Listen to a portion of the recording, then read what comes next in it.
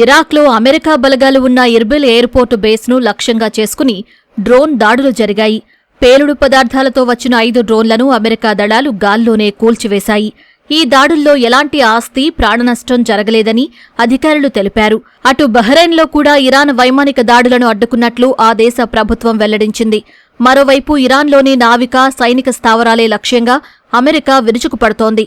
Isfahan ప్రావిన్స్తో పాటు కేష్ము ద్వీపం, ఖుజెస్తాన్, దక్షిణ ఫార్స్ తదితర ప్రాంతాల్లో వైమానిక దాడులు చేసింది. గత కొన్ని వారాలుగా జరుగుతున్న ఈ దాడుల్లో ఇరాన్లో దాదాపు 55 మంది మృతి చెందగా 600 మందికి పైగా గాయపడ్డారు. ప్రపంచ చమురు రవాణాలో కీలకమైన హోర్ముజ్ జలసంధిపై ఆధిపత్యం కోసం ఇరాన్ ప్రయత్నిస్తోండగా దానిపై తిరిగి నియంత్రణ సాధించేందుకే ఈ దాడులు చేస్తున్నట్లు అమెరికా పేర్కొంది.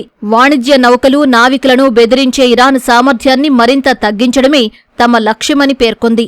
ఇటు అమెరికా దాడుల నేపథ్యంలో ఐఆర్జీసీ పొరుగు దేశాలకు హెచ్చరికలు జారీ చేసింది. అమెరికా దళాలు ఉన్న స్థావరాలకు ప్రజలు దూరంగా ఉండాలని సూచించింది.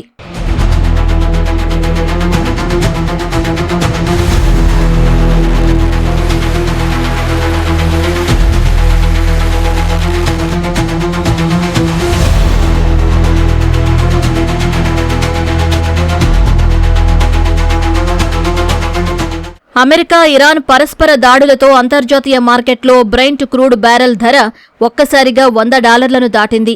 యుద్ధ వాతావరణం కారణంగా హోర్ముజ్ జలసంధి పరిసరాల్లో సుమారు 400 వాణిజ్య నౌకలు ఎక్కడికక్కడే నిలిచిపోయాయి. వీటిలో 6000 మందికి పైగా నావికులు ఆహారం, నీరు, వైద్యం లేక తీవ్ర ఇబ్బందులు పడుతున్నారని ఐక్యరాజ్యసమితి మానవ హక్కుల విభాగం ఆందోళన వ్యక్తం చేసింది. ఈ దాడుల నేపథ్యంలో అమెరికా అధ్యక్షుడు డొనాల్డ్ ట్రంప్ ఇరాన్, హూతీ రెబెల్స్కు తీవ్ర హెచ్చరికలు జారీ చేశారు. నౌకలపై దాడులు కొనసాగిస్తే భారీ సైనిక చర్య తప్పదని తెలిపారు. దాడుల వల్ల నౌకలు, కార్గోలకు జరిగిన నష్టాన్ని అమెరికా ఆధీనంలో ఉన్న ఇరాన్ నిధుల నుంచే వసూలు చేసి వాటితోనే మరమ్మతులు చేస్తామని స్పష్టం చేశారు. ట్రంప్ వ్యాఖ్యలను ఇరాన్ విదేశాంగ మంత్రి అబ్బాస్ అరాగ్చీ తీవ్రంగా ఖండించారు.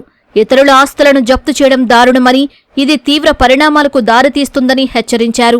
ఈ యుద్ధం ఎటు దారితీస్తుందోనన్న ఆందోళన ప్రపంచ దేశాల్లో వ్యక్తమవుతోంది.